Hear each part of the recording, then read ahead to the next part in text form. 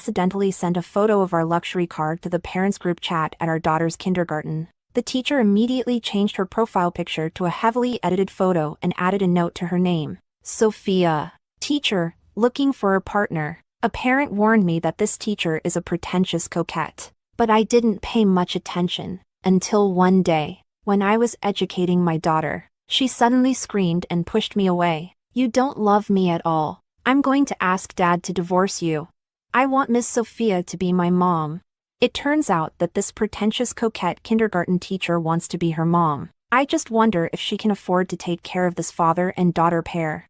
Chapter 1. For my husband's birthday, I secretly bought him a globally limited edition supercar to surprise him. When he saw it, he was so happy that he took several photos with the car and sent them to me, expressing his gratitude. But he accidentally sent them to our daughter's kindergarten parent group chat. I told him to quickly retract them, but someone had already seen it. The group chat exploded. Lucy's dad, wow, that's so cool. Lily's dad, amazing. Lara's dad, this supercar is a globally limited edition. Only 3 in all of Asia. Many parents started chiming in, and some even asked what industry my husband worked in to afford such a car. My husband said he just got lucky and made some money. I felt a bit uneasy at that moment. He owns a gym, which I invested in. With his abilities, buying a supercar in this lifetime wasn't likely. But since he's my husband, I wouldn't embarrass him. So I was about to exit the chat. A prominent message popped up. Sophia. Teacher, looking for a partner. Lara's dad. Happy birthday. Cake. Cake. Heart. Heart. I frowned, remembering that her name in the group was just Sophia. Teacher of class 3. Her profile picture was a bunny. Now it had changed to a heavily edited selfie. With big eyes. Wearing a low-cut top. This seemed quite inappropriate. Didn't it? My husband, how did you know today's my birthday? Haha. Thanks. Ms. Sophia. Sophia. Teacher. Blushing. Blushing, it's in the parent information. When will you pick up Sophia? There are some things about Sophia I'd like to discuss with you privately. My husband, is Sophia misbehaving at school? Sophia. Teacher, let's talk privately. Please approve my friend request. The conversation abruptly ended. Chapter 2. I thought something had happened to my daughter at kindergarten, so I quickly messaged her teacher privately. But after sending the message, there was no response. I had no choice but to ask my husband. He replied that he would immediately go to the kindergarten and let me know what was going on afterward. As I was getting ready for a meeting, a parent privately messaged me. It was a mom I had met before at the kindergarten. She warned me that the new teacher, Ms. Sophia, is a pretentious coquette and advised me to be cautious. But I didn't take it to heart. My husband and I have a clear division of responsibilities. I work outside to build my career, and he manages the home. Our relationship has always been strong. Even if someone tried to come between us, it would only be possible if there were already cracks in our marriage. I trust Alexander. He loves me and our family and wouldn't do anything reckless. But I didn't expect this pretentious coquette to target my daughter first. At first, I didn't notice any changes in my daughter. I just felt that she was a bit distant from me lately. Usually, when I picked her up from school, she would happily run into my arms. But this time, I could clearly sense her coldness and resistance. Why didn't Dad come to pick me up? I wanted Dad to pick me up. I told her that Dad was at home cooking, and she turned her face away, ignoring me. I thought I had been too busy lately and neglected spending time with her. So I asked, Laura, do you want to go to the amusement park? Mommy can take you this weekend. But she rolled her eyes at me. I don't want you to go with me. I was already a bit angry at that point, but I reminded myself that she was still young and held back my frustration. I patiently tried to get her to talk about what was bothering her, to understand why she was upset with me, but she just stared angrily out the window, refusing to speak. I tried to hug her, to get closer, but she pushed me away hard. You're so annoying. I don't want to talk to you. After saying that, she started kicking the car door, demanding the driver stop so she could get out. Even the driver was shocked and stepped on the brakes, looking back at me for instructions. I told him to pull over and asked my daughter, What's wrong? Are you feeling unwell? She pushed me away, not letting me touch her. I want Dad. Dad promised to go see the kittens with the teacher today. I frowned and asked, Your dad promised that? Why didn't he tell me? My daughter refused to answer and just kept pulling at the car door, insisting on getting out. I was furious and slapped her hand. Tell me what's going on, or you're not going anywhere. She started crying loudly. You don't love me at all. I'm going to ask Dad to divorce you. I want Miss Sophia to be my mom. Suddenly, a thunderous noise went off in my head. Even though I tried to convince myself that kids say things without thinking, I couldn't ignore what my daughter had said. I suppressed my anger and asked, Who taught you to say that? She kicked and bit me, calling me bad mom and other things. The driver saw how intense our argument had become and quickly suggested, Ms. Song, maybe we should go home first? I held my daughter tightly and told him to drive. All the way home, she kept acting up, saying I didn't love her and that she didn't want me as her mom. When we got home, she pushed open the car door, jumped out, and ran inside, crying. Alexander came running out when he heard her. My daughter immediately started complaining to him. Dad, divorce Mom. I don't want her anymore. Let's go find Miss Sophia. Chapter 3. Alexander's face turned pale, and he didn't dare to look at me. Alarm bells started ringing in my head, but Alexander quickly comforted our daughter. Laura, be good. Don't cry. It breaks Dad's heart to see you cry. Dad made a little cake for you. How about I feed you? But Laura kept crying and insisted that Alexander agree to divorce me. Alexander gave me a helpless look and coaxed her. Okay, tomorrow Dad will divorce Mom. Only then did Laura stop crying and looked at me triumphantly. We don't need you anymore. You'll just be alone from now on. Humph. I was so angry that my chest hurt. How could my once sweet and obedient daughter turn into this? I put on a stern face and said, Laura, I've put up with you long enough. Is this how you talk to your mom? She quickly hugged Alexander's neck and shrank into his arms, whining, Dad, look at how mean she is. Like the evil stepmother from Snow White. Dad, she's bullying me. Alexander patted her back while glaring at me. What are you doing? Laura is just a child. Why are you picking a fight with her? After saying that, he carried her into the house. I stood outside for a while, forcing myself to calm down. After all, Alexander and I had made an agreement before we had our daughter. He was responsible for her education, and I couldn't interfere. After all, I was too busy with work and didn't have much time to care for her. If I meddled, I'd only make things worse. But whenever I had time or whenever my daughter needed me, I made sure to be there, making sure she felt my love. We had always had a good mother-daughter relationship. I don't know what set her off today. I decided to go in and have a heart-to-heart talk with her. But when I opened the door, I found her video chatting with someone. Ms. Sophia, when will you become my mom? On the other side, I heard a sickly sweet laugh. Laura, do you really want me to be your mom? Then what about your real mom? Laura snorted. I don't want her anymore. Dad promised to divorce her. Sophia's voice was filled with barely contained joy. Really? When?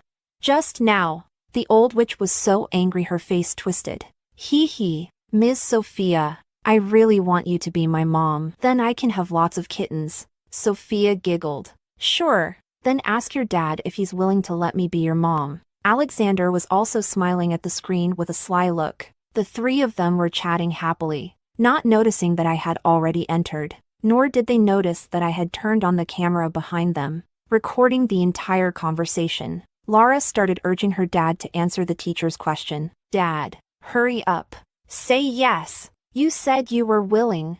Alexander was just about to say something when he suddenly saw me. His face turned as white as a sheet. He quickly stood up and tried to explain, Honey, don't misunderstand. Laura is just saying nonsense. I sneered and asked, Oh, then do you really want Ms. Liu to be Lara's mom?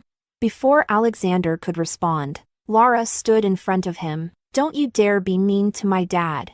I was beyond angry, took a few steps forward, grabbed the iPad, and questioned Sophia. What exactly have you been saying to my daughter? Are you trying to drive a wedge between us? She covered her mouth in mock surprise, but the malice in her eyes was unmistakable. Ms. Lara's mom, how could you accuse me of such a thing?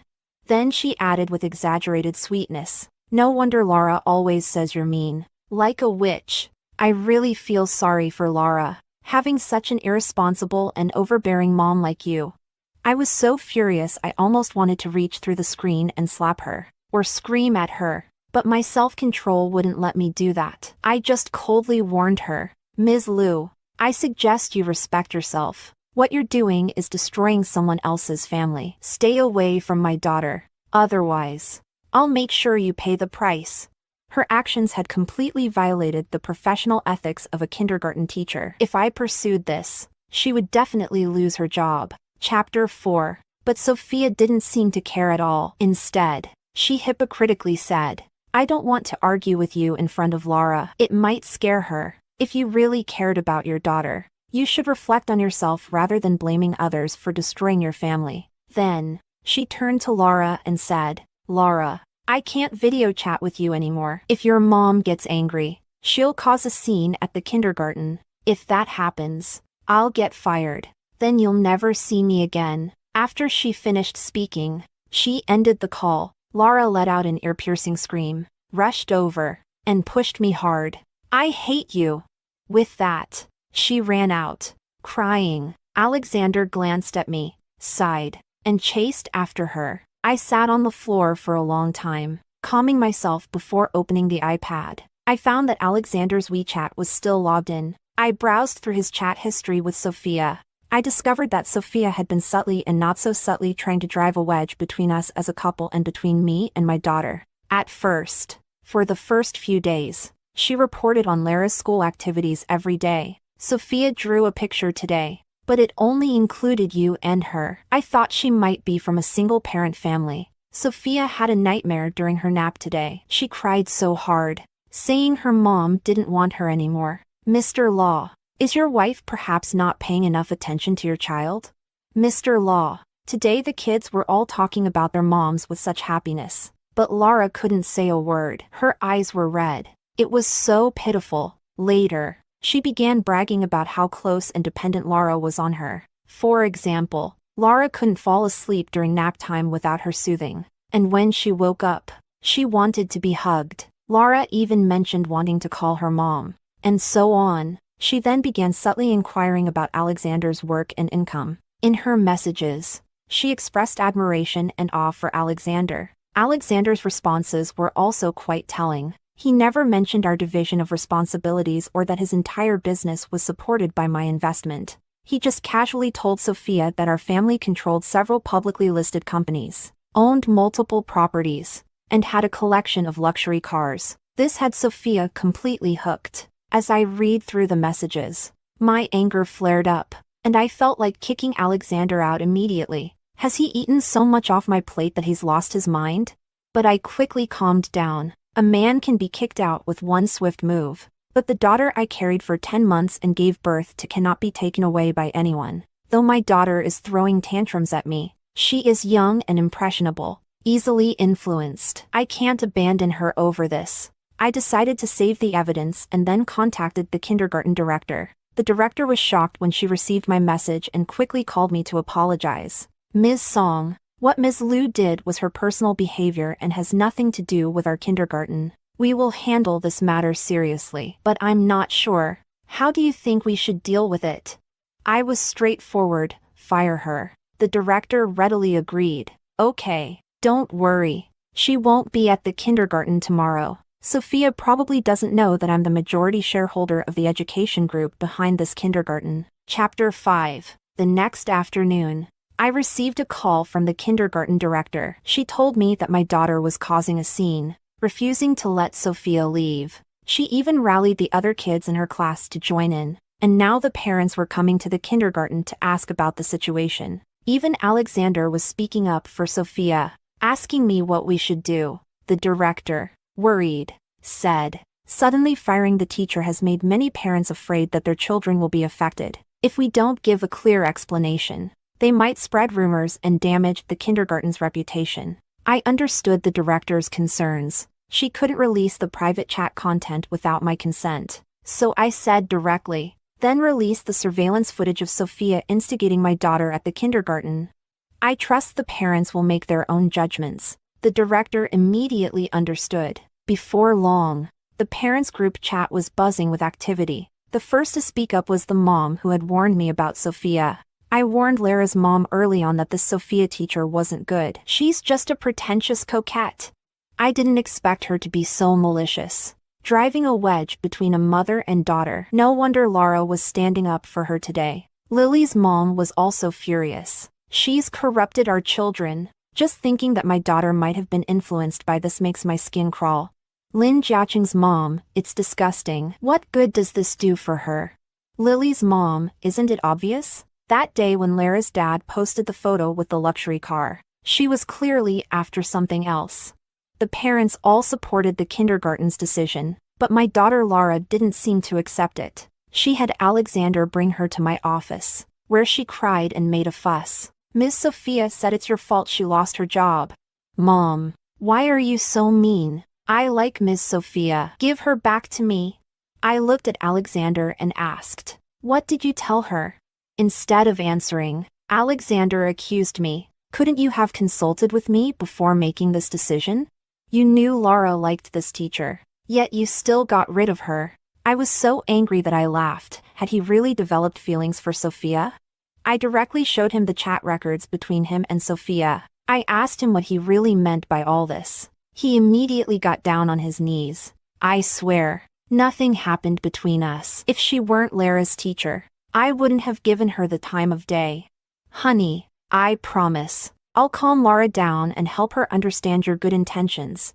He then grabbed my hand, looking at me pitifully. For the sake of our daughter, I agreed to give him a chance. He immediately deleted Sophia. I thought this would just be a minor episode. Nothing significant. As long as my daughter was away from Sophia's brainwashing, she'd be fine soon. I planned to take her on a trip to rebuild our mother-daughter relationship. But to my surprise, Sophia found her way to Alexander's gym. Alexander called me, saying he didn't know how to handle it and asked me to come and see. I had no choice but to cancel my afternoon plans and head to the gym. When I arrived, Sophia was there crying, surrounded by people. She was pleading with Alexander, saying she had been forced to lose her job and hoped he would speak to the director on her behalf. I really can't lose this job. My dad is sick, and his medication costs thousands of dollars a month. If I lose this job, my dad will die. People around were giving Alexander strange looks.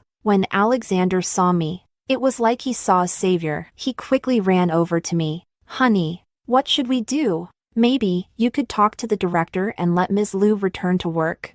At most, she could be reassigned to another class, far from our Lara. When Sophia saw me, she quickly shot me a sideways glance, then loudly wailed and knelt in front of me. Mrs. Law, I beg you, please spare me. I'm not as fortunate as you, with a rich husband who can do as he pleases. I worked so hard to get this job, and my dad's life depends on my salary. I'm begging you on my knees. Please show some mercy. Chapter 6. What a clever move, using weakness to win over strength. People at the gym who didn't know the full story started pointing fingers at me and my husband. A few regulars who were close to my husband even tried to persuade him. Mr. Law, you can't spoil your wife too much. Making someone lose their job over something so small is really heartless. Have some empathy for workers. It's not easy out there. Why push someone to the brink? Others were quick to judge me. You can tell she's just a spoiled, domineering rich lady. Poor girl. Having parents like this is just unlucky. She was just looking out for her daughter, hoping she'd pay more attention to her. What's wrong with that? You don't get it. These unreasonable rich wives can't stand to hear a bad word about themselves. Mr. Law seems like a good guy. How did he end up with a wife like that? They don't match at all. Hearing these comments, Sophia grew even bolder. Mrs. Law, I was just starting my career, full of enthusiasm, thinking that genuinely caring for the children was the right thing to do. I didn't consider things enough and cared too much for your daughter. I admit I was wrong. Please give me another chance. I promise to stay away from your daughter, okay? With that, She covered her face and cried as if her heart were breaking. At first, when I heard about her father's illness, I felt a bit sympathetic, wondering if I should give her another chance. But seeing her act this way, I realized she didn't really need this job. She just wanted to stir up trouble. Otherwise, she could have privately approached me or my husband. Why cause a scene at the gym? I looked at her calmly and said, "No, you're an adult. You should take responsibility for your actions. And what you did wasn't caring for my daughter. It was driving a wedge between us." Of course, she refused to admit it, insisting that she was only concerned for her student. "Laura distanced herself from you because you don't care about her. You're never home." To her, it's like having no mother at all. I was just overflowing with love and wanted to give Laura more care. But you were jealous of how close she was to me, so you maliciously reported me and got me fired. Don't you think that's too much? Her words sparked even more criticism against me. So that's what happened. Poor teacher. It's really disheartening. This is how young people's enthusiasm gets crushed. Who's going to dare to genuinely care for her child now? Isn't she forcing teachers to neglect her daughter? She must have something against her own kid. If she doesn't love her child, she won't let anyone else love her either. I turned to Alexander, who had been silent the whole time. "Aren't you going to say something?" Alexander hesitated, then said, "Honey, let it go. Ms. Liu meant well. Let's not make a big deal out of it." I laughed bitterly. "So you think she's in the right, and I'm the one at fault?" Alexander looked helpless. "Honey, don't be like this. It's not easy for people like her. Why be so harsh?" I stared at Alexander, slowly nodding. He thought I had given in and quickly helped Sophia up. "Don't cry. I'll help you sort out your job. My wife just has a bit of a temper. Don't take it to heart. Laura really likes you, so we'll still need your help with her." Sophia, thinking she had one, glanced at me with disdain and said, "As if I'd dare. I'm afraid your wife would tear me apart." Chapter 7. I watched the two of them acting so in sync, a slight smirk playing on my lips. When did I agree to let her go back to the kindergarten? "Alexander, don't you think you're being a bit too arrogant?" Alexander's face immediately darkened. Sophia, completely unaware of the danger she was in, continued to stir the pot. "Mr. Law, how can she talk to you like that? You're the head of the household, and she's disrespecting you like this in front of others. It's too much." Alexander, clearly getting carried away, actually glared at me. "Laura Song, don't push it too far." I crossed my arms and asked, "What if I am pushing it? What are you going to do?" He snapped, "Aren't you afraid that Laura and I will both ignore you?"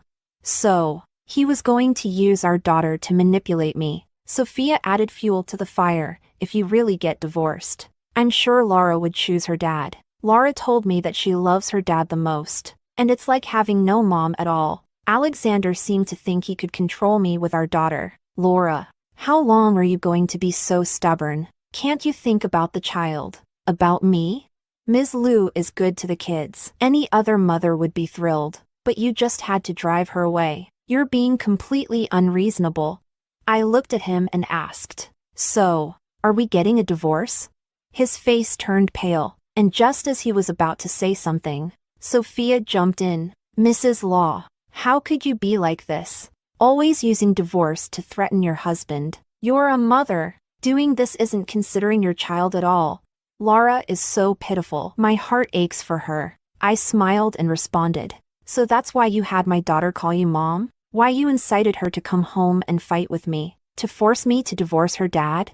You're slandering me. I never did anything like that." Sophia's face flushed, and her voice wavered as she denied it. She quickly turned to Alexander. "Mr. Law, I don't think she loves you or Laura at all." I looked at Alexander with a smile. "Are we getting a divorce?" "I'm waiting for your answer." He was cornered, especially with the onlookers eagerly waiting, as if he wouldn't be a real man if he didn't say he wanted a divorce. "Fine, let's get divorced." As soon as Alexander said those words, his legs visibly wobbled. I nodded with a chuckle. "Assistant, notify the lawyer to draft the divorce papers and bring them immediately." Now, Alexander was in a panic. But Sophia could barely contain her glee. Alexander quickly rushed over to me. Honey, no. I was just speaking out of anger. I didn't mean it. We're not getting divorced. Sophia, taken aback, asked, Mr. Law, why are you begging her? A woman like her isn't worthy of your love, and she doesn't deserve to be Lara's mom. Ask Laura if she even wants this woman as her mom. Alexander shook off her hand and grabbed my arm. Honey, I was wrong. Please forgive me. Let's not get divorced. The people around us were now looking at Alexander with disgust. What a simp. Even rich people can be so pathetic. But Alexander wasn't listening to them anymore. He just kept holding on to me, begging me not to hold this against him. Sophia, unable to stand it, grabbed Alexander. Mr. Law, stop begging her. She doesn't deserve it. I even saw her with another man entering a hotel last time. She's so eager to divorce you. She must have planned this all along. A woman of such low morals isn't worthy of you. Chapter 8. The gym was filled with gasps of shock. All eyes were on me, full of disdain and judgment. I turned to Sophia, who was staring at me as well. What's wrong? You did it yourself. And now you're afraid of people talking about it. Ah. I raised my hand and slapped her hard. She held her face, staring at me in disbelief. You dare hit me? I'm calling the police. Go ahead, call the police. I'd like to report something too. What gives you the right to call the police? I'm going to report you for spreading obscene rumors. She was still smug. I saw it with my own eyes. You went into a hotel with a man. You were all over each other. It was obvious you had an improper relationship. I looked at the crowd and said, you all heard that. She claims she saw it with her own eyes. But I don't remember any such thing. Either she's lying, or I was drugged and assaulted. Either way, I'm calling the police. With that, I dialed the police. Sophia panicked and tried to run, but I had already instructed the security to lock the doors. No one is leaving until the police arrive. Especially you. Sophia looked at Alexander, Mr. Law. But Alexander, as if waking from a dream, asked her, did you really see that? Sophia, clearly uneasy, nodded anyway. A glimmer of hope appeared in Alexander's eyes. Laura, don't forget our prenuptial agreement. Sophia, curious, asked, what prenuptial agreement? Alexander's lips curled into a smile. Laura, I want a divorce. As the guilty party in our marriage, you'll have to split the assets 50-50. With that, he suddenly hugged Sophia and kissed her on the cheek. Thank you, Sophia. I can finally get rid of Laura. I won't have to put up with her nonsense anymore. When the police arrive, you need to testify that she's been unfaithful. Sophia, still a bit dazed, nodded at Alexander's words. The onlookers, who had been about to leave, stayed put, excited by the sudden twist. Alexander was already calculating on his phone how much of the assets he would get after the divorce. But Sophia was still confused and asked, Mr. Law, if she's the guilty party, why would you only get half of the assets? Why are you being so generous with her?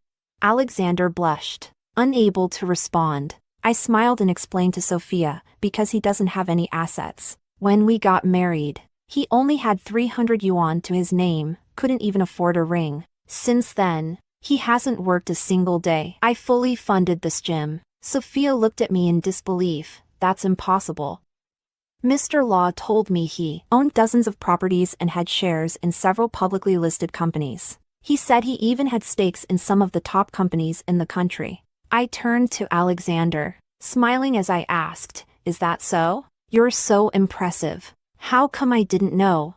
Alexander, now enraged, snapped, it doesn't matter. After the divorce, I'll get half. I didn't lie. I asked him, are you sure you want a divorce? Alexander sneered, of course.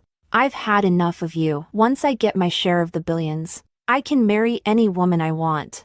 Sophia's eyes lit up at the mention of billions. She looked like she couldn't wait to marry Alexander. Just then, the police arrived and asked about the situation. I played the recording of what Sophia had said and asked the police to investigate the truth. The officer looked at Sophia. Miss, you should be aware that spreading false rumors can have legal consequences. Sophia insisted that she wasn't lying. The officer immediately began taking notes, the time, place, and description of the scene and the man. Sophia stammered out a made-up time and place but started getting vague when it came to describing the man. She claimed she couldn't remember clearly and had only seen his back. Or something like that. Chapter 9. The officer said, "We'll be reviewing the hotel's surveillance footage and guest records." I smiled and said, "Officer, I can prove she's lying, because at the time she mentioned, I was in France for a meeting. You can check my entry and exit records. My assistant and several senior executives from my company can also testify." My assistant immediately stepped forward to back me up, even pulling up my itinerary and hotel records from my stay in France on that day. Chapter 10. Sophia panicked. "Well, maybe I just got the time wrong." The officer saw right through her lie. "Sophia, I'm reminding you again that spreading false rumors can lead to legal consequences." The people around also began to see through Sophia's nervousness, starting to question her credibility. I decided to show everyone the chat logs between Sophia and Alexander. The messages revealed Sophia sending Alexander some rather explicit photos, leaving little to the imagination and making her intentions very clear. Her goal in spreading these lies was to destroy my marriage. I hope the police will handle this matter seriously. The crowd watching was stunned. What a twist! So she was trying to sabotage their marriage on purpose. She's really devious. Mr. Law was just living off his wife. No wonder he was acting so submissive earlier. If I were him, I'd be a simp too.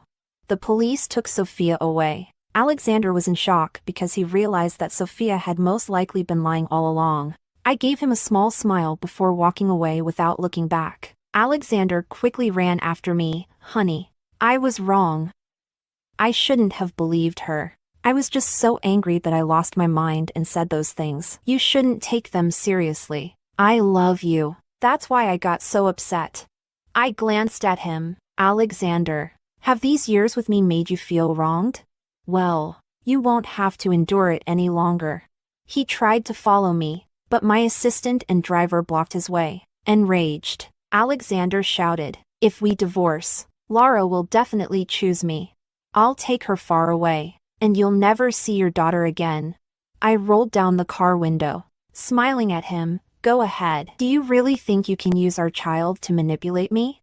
Chapter 11. Sophia was taken to the police station, and it didn't take long for her to confess. She admitted to spreading the rumors, hoping it would lead to Alexander divorcing me because she believed he was a wealthy man. Since her actions didn't cause any major public harm, the police suggested we settle the matter. But I wasn't interested in settling. I was determined to press charges for defamation, even if she didn't face jail time. I wanted her detained for a while and left with a criminal record. Alexander, on the other hand, was adamantly against the divorce. He began showing up every day with our daughter, trying to win me over. At first, he played the sympathy card. When that didn't work, he started using our daughter to threaten me. "Mom, if you divorce Dad, I'll hate you forever. I'll never speak to you again. And when you die, I won't even attend your funeral."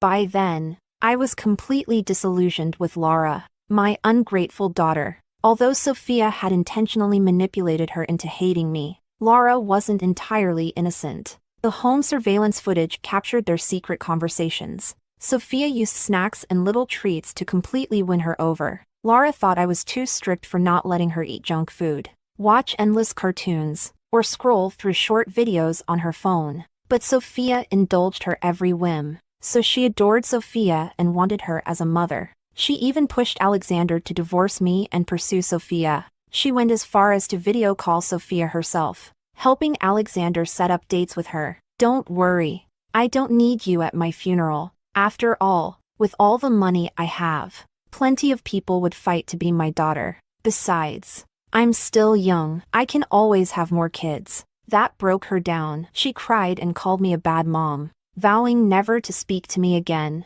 Realizing he couldn't manipulate me through our daughter, Alexander finally gave up, but he still refused to sign the divorce papers, dragging it out. In the end, I had no choice but to take him to court for a divorce. Thanks to our prenuptial agreement, he couldn't take anything except the custody of our daughter. Chapter 12. After Sophia was released, she found out that Alexander and I had divorced. She assumed Alexander had received a large sum of money and eagerly married him. It was only after the wedding that she realized Alexander was broke, living off the child support I provided for our daughter. She regretted it deeply. Her attitude towards Alexander and Lara took a complete 180-degree turn. At first, she threatened Alexander to get more money from me, or else she would divorce him. But when Alexander couldn't get a single cent from me, she started berating him for being useless and began using our daughter to blackmail me. "You're giving such a small amount in child support. How is that supposed to cover anything? If you don't give me more money, don't blame me if your daughter suffers while she's with me." I didn't say a word and blocked her. After that, any attempts she made to contact me were intercepted by my assistant. A year later, after enduring hardships under Sophia's care, Lara finally came to her senses. She called me Mom. "I was wrong. There's no one in the world who treats me better than you. Mom, please forgive me. I promise I'll listen to you from now on."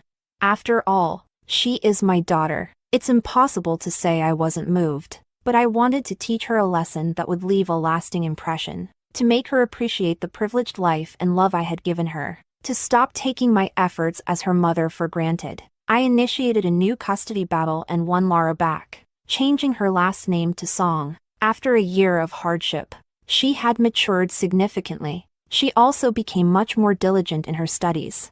I knew she was still afraid I might abandon her, but I never used such words to provoke her again. I made every effort to spend time with her, and while I remained strict, I also gave her plenty of love and a sense of security. Gradually, she returned to her former lively and cheerful self. During this time, her father made multiple attempts to contact her, asking for money. She refused each time before telling me and asked, "Mom, was it right for me to do that?"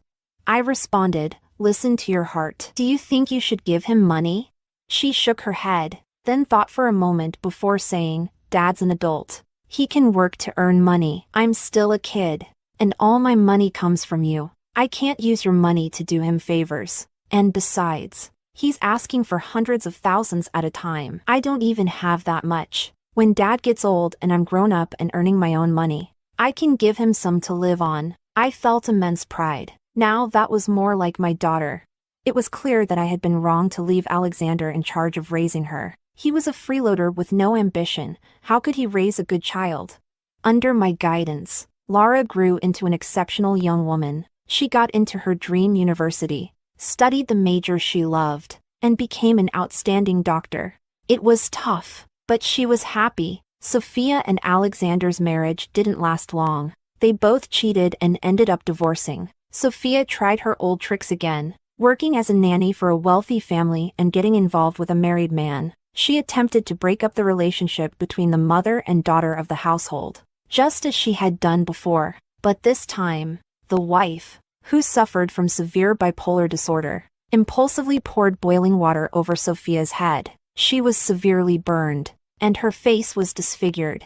The incident was so severe that it made the news. That likely marked the end of Sophia's manipulative green tea tactics. As for Alexander, he didn't fare much better. After leaving me, he tried to latch onto another wealthy woman, and he actually managed to do it, thanks to his looks. Finding a rich older woman who owned a beauty salon. The only problem was that she was older than his mother. But Alexander couldn't change his ways. While living off the rich woman, he used her money to date younger girls. When she found out, she beat him so badly that he ended up in the hospital. Rumor has it that after that incident, he was qualified to practice the sunflower manual. After that, he completely disappeared. Even Lara lost contact with him. Lara still had feelings for her father and even reached out to her most despised person, Sophia, to find him. But from Sophia, she learned many sordid details about Alexander.